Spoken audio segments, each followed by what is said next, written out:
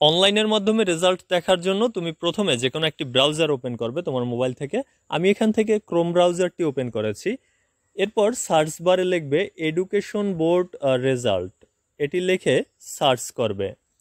Search করলে তোমার সামনে নতুন একটি ইন্টারফেস ওপেন হবে।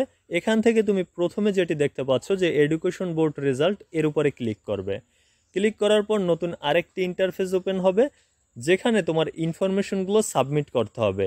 যেমন এখানে প্রথমে এক্সামিনেশন অর্থাৎ পরীক্ষাটি সিলেক্ট করতে হবে। তুমি এই আইকনটির উপরে ক্লিক করার পর যদি এসএসসি কিংবা দাখিল পরীক্ষার্থী হও তাহলে এসএসসি অথবা দাখিল সিলেক্ট করবে, আর যদি এসএসসি ভোকেশনাল পরীক্ষার্থী হও সেক্ষেত্রে ভোকেশনাল সিলেক্ট করবে।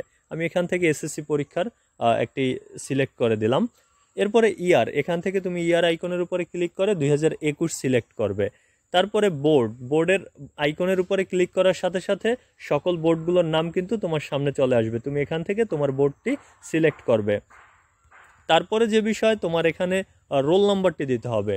রোল নাম্বারটি তোমার অ্যাডমিট কার্ডে দেওয়া রয়েছে, সেই 6 ডিজিটের রোল নাম্বারটি এখানে সাবমিট করবে।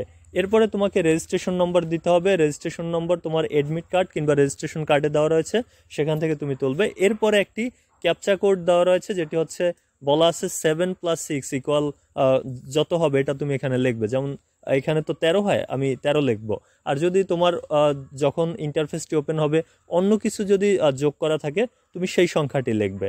লেখার পর সাবমিটের উপরে ক্লিক করবে। সাবমিটের উপরে ক্লিক করার সাথে সাথে তোমার রেজাল্টটি কিন্তু তুমি দেখতে পাবে। চলো আমি একটি রেজাল্ট তোমাদেরকে দেখাচ্ছি। সাবমিট অপশনের উপরে ক্লিক করার সাথে সাথে তোমার সামনে কিন্তু তোমার রেজাল্টটি শো করবে, যেখানে তোমার রোল নম্বর, বোর্ডের নাম, তুমি কত জিপিএ পেয়েছো এবং তোমার সকল ইনফরমেশনগুলো থাকবে। পাশাপাশি গ্রেড শিট থাকবে, অর্থাৎ তুমি কোন সাবজেক্টে কত গ্রেড পেয়েছো তাও কিন্তু তুমি দেখতে পারবে।